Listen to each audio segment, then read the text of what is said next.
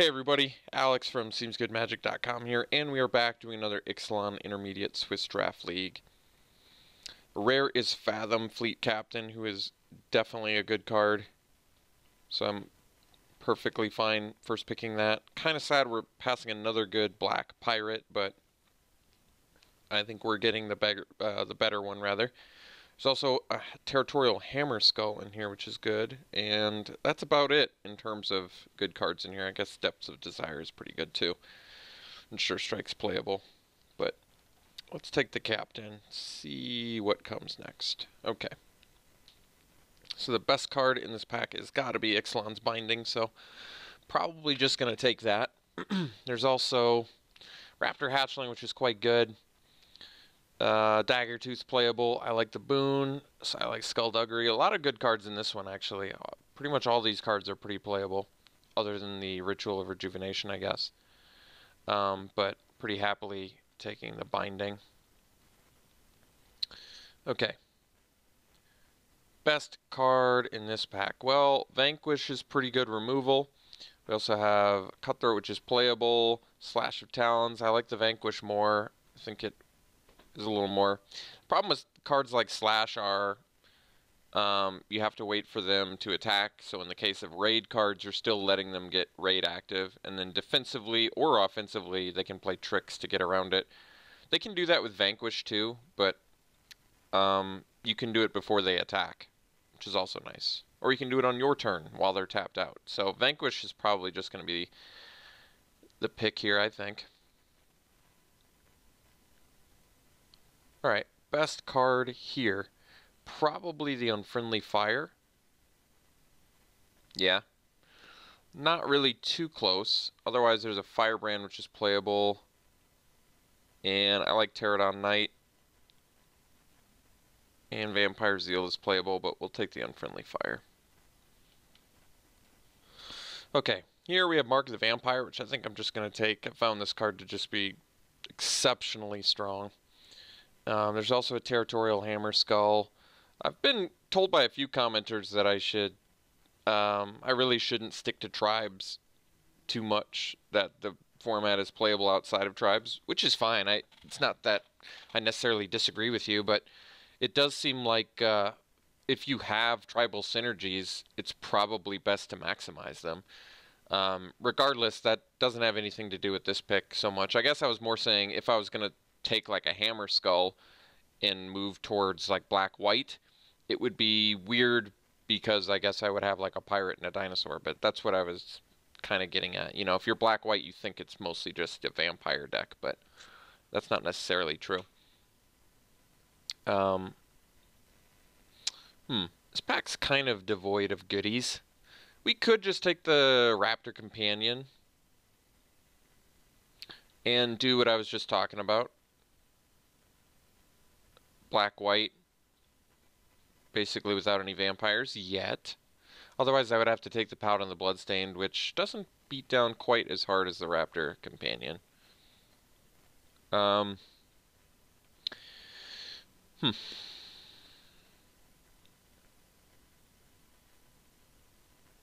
we'll take the Companion. So here, if we sort by color, we could take the Anointed Deacon. No vampires yet, but might end up in the right colors for it, splashing red. Otherwise, there's Nest Robber, which has got to be weaker than Deacon. So I guess we will take the Deacon and see if... I'll set this on the vampire side here, in case we want to make that work. So this pack is not very exciting either. Could take the Depths of Desire. It's probably just the best card. I don't need a Spreading Rot. I don't really need a Duress. Depths seems like it's the best one. There's also a Looter, but I'll take the Depths. We'll see what we're getting at here. We'll see. We'll see. So I can take Sure Strike here. I mean, granted, we're going in a lot of colors, but I'm okay with this in pack 1. I usually don't have a problem of not ending up with enough playables. I think Slash of Talons seems legit here. Like Thrasher Raptors and Tilinali's Knight are two good cards, but they're both going to require us to have at least a moderate dinosaur support theme, whereas Slash of Talons is just going to be a good kill spell for us. Alright, we'll take the Keeper. So it kind of feels like we're moving to black-white. I'll take a Pillar, I guess. So yeah, probably just a black-white deck, which means if we can get vampires, especially now that we have the Deacon, I'm going to take this foil rare. Yeah, especially if we can, since we have the Deacon, it might make sense. I'm totally willing to hedge out of something if we open something bomb in a different color. Like the Alpha, for example, but kind of not in either of those colors, unfortunately. We could take the Lightning Strike. And then there's a Hammer Skull, which is quite good too. So, kind of difficult here, actually. Legitimately difficult pick. I mean, the Alpha is very good. We don't have any dinosaurs yet, though. That's not true. I guess we have the Companion. But Drover is so good too. And then we have our Lightning Strike to move back into red, perhaps. But in white right now, we have basically a Slash of Talons, Ixalan Binding. These three are what I'm excited about. So we have Demolish. You can move to sideboard. So basically we have two playable red cards. Lightning Strike would definitely make it three playable. If I do go red, I could possibly end up with some good pirate synergies. Red-black. But we only have one pirate so far. This is difficult. I actually don't know what I want. I'm going to take the Lightning Strike because I think it's so much better than everything else in that pack.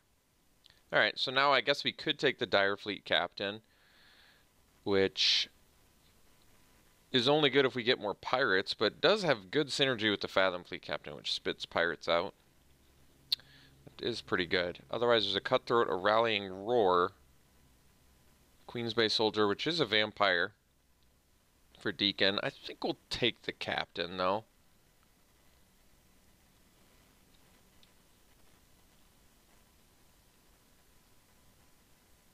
So, Blightkeeper is good for raid. Otherwise, there's another Raptor Companion in white. This is starting to get tricky. I'm going to have to pull the trigger on something here. We can disregard these. Pillar might... Well, I probably don't want the Pillar. But... Splashing for Ixalan's Binding is fine too if we end up with some treasure producers. So we could just do something like this, which I'm fine with. So we could take the Blightkeeper, like I said, good for raid. Can also finish an opponent off. It's basically Blightkeeper versus Queen's Agent, which is just like a pretty decent card too. Explorer, and it's a lifelinker, which I kind of like. But I think we'll go Blightkeeper. There's some Trancing Melody in here too, jeez. Wily Goblin, I like more than most people. But I'd probably just take an Unfriendly Fire over it, another burn. That can kill people too. Seems good to me. I like the Wily Goblin though. I don't know why people hate it so much. Gets undeserved hate in my opinion. We can splash the Looter once again. We can splash the Looter via treasure producers, which... admittedly, we don't have yet, but we could also do it via Pillar of Origins if I wanted to.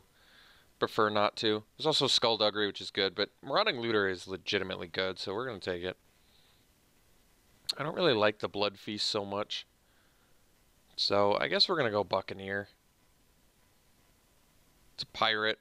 Explorer is good.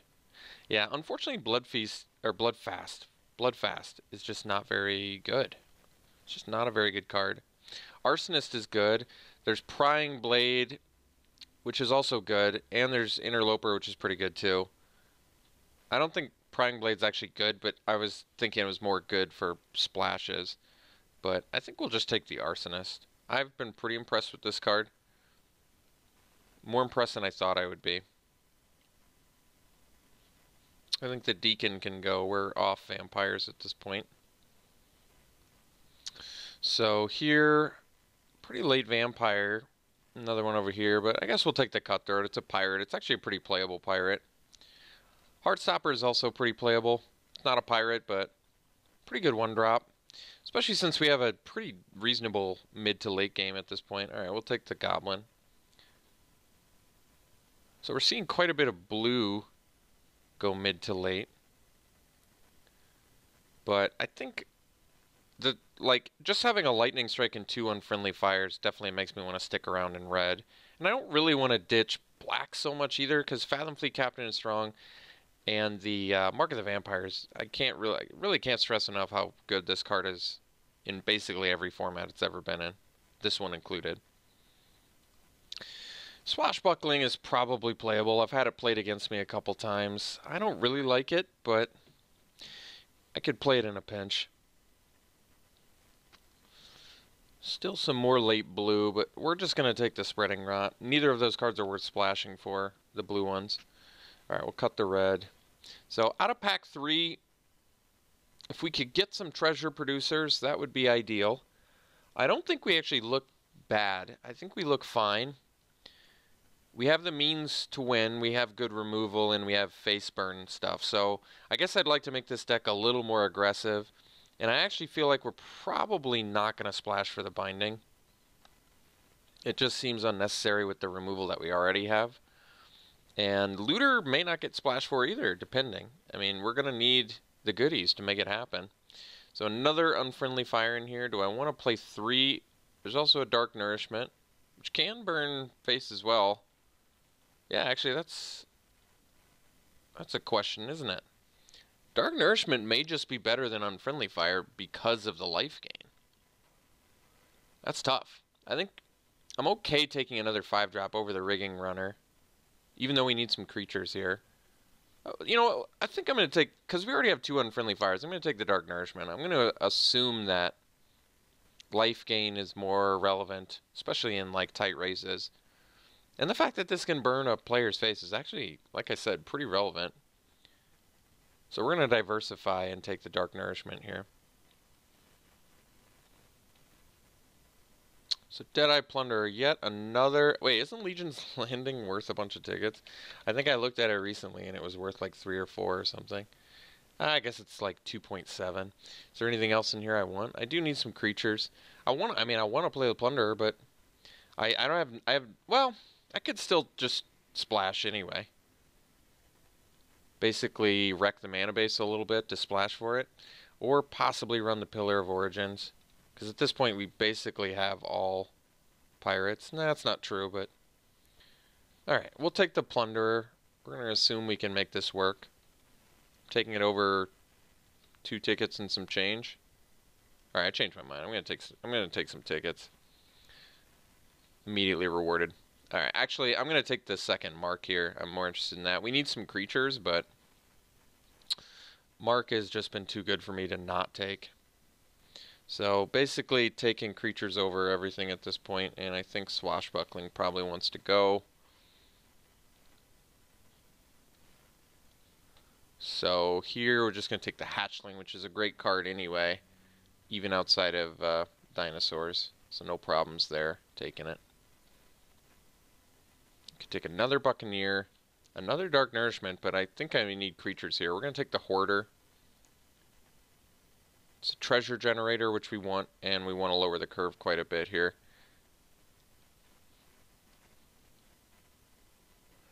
I mean, Castaways would be playable. I just really don't feel like we have enough artifacts to make that work. So I think I'm just going to take another Heartstopper, which I think is fine.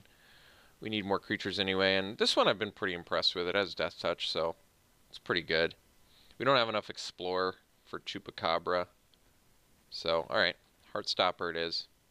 Could take the Queen's Agent. I'm fine with that, actually. I think this card is perfectly playable. And I guess it's a little redundant with double Mark of the Vampire, but I don't mind having more lifelink in the deck anyway. So, now we're getting there on the creatures. I'm curious whether it's worth it to splash the Marauding Looter. I'm debating it. Here, yeah, I guess we just take the Black Grizzly Bear. Take the Keeper. Seems fine to me. Could take the Unknown Shores to help splash the Looter. Yeah, maybe that is okay. Then we'll have a Dire Fleet Hoarder. I can run an island and an Unknown Shores. That might be good enough, actually. I mean, I kind of want to run the Looter. Who knows? Maybe we'll wheel the Deadeye Plunderer. That we did. Okay. All right. All right. This is legit. We could play 17 lands, 3-color with Rummaging Goblin Looter. Maybe we get the other one back too. Who knows? That might be wishful thinking. If we got both, that'd be pretty slick though. Even in a deck that really doesn't have much artifacts, such as this one you're looking at right now, it makes its own, so that seems fine. It can just pump itself every turn. So yeah, we could run it like this. Unknown Shores, maybe a couple islands. Did not get the other one, but we'll take a Pirate's Prize. Makeshift Munitions is actually kind of cool. I mean, I'll take it. I may play it. I gotta look around at the deck a little bit. Investigate. And maybe I play it over like a Sure Strike or... I don't exactly know yet. But I may play the Makeshift Munitions. It's actually kind of cool with Deadeye Plunderer too. Alright, Costly Plunder is a fine sideboard card. I may play Makeshift Munitions over Sure Strike. I'm not 100% on that, but I kind of want to keep all my creatures. I don't really want to run 16 lands either. I could, but I'm okay running 17 lands in this deck because, like I said, we have a Goblin and a Looter. So we actually have, like, some good filter. We have quite a few... We have quite a bit of top end. We have some mana sinks. Although splashing for this, you really can only use it, like, once... You know, a turn if you're splashing. But I don't know if that's a huge deal anyway. So with the Unknown Shore, I mean, this deck seems fine to me, actually. I don't think we want Pillar of Origins. I could run Pillar, but then I'd want to run 16 lands, I think. So I'd rather just run 17 lands and not run the Pillar, I think. I'm pretty sure. Because I do have quite a few pirates, but I don't really like Pillar of Origins in general. I'm kind of feeling like I want to run the Makeshift Munitions over the Sure Strike. The Sure Strike can get some extra damage in. I could cut the Vanquish the weak. The thing about Sure Strike is that it can kill people, whereas Vanquish the weak cannot. Like this doubles as deal an additional 3 damage. So I feel like Sure Strike may actually win more games than Vanquish the weak. That's debatable, but considering we have all these cards that, deal damage to face, we have the Unfriendly Fire, we have the Dark Nourishment, we have the Lightning Strike, we have the Munitions. The one that's out of place between Sure Strike and Vanquish is kind of Vanquish. And like I said, I don't really want to cut a creature. I could. I just don't want to. My weakest creature is probably like a Queen's Bay Soldier. I think I want the Goblin, like I said. So it is it's possible I maybe just run cut the Queen's Bay Soldier because it's just a 2-mana 2/2. It's a little bit awkward running double mark in a deck with 14 creatures, but we have a good amount of removal. I may have talked myself into cutting a Queen's Bay Soldier and then running something like this. Okay, I think I convinced myself. So we have 2 blue cards. We have an Unknown Shores. We can run maybe 2 islands, which they also say. We only need 1 of each on the other one. So we could do 7/7/2. I might be okay with this.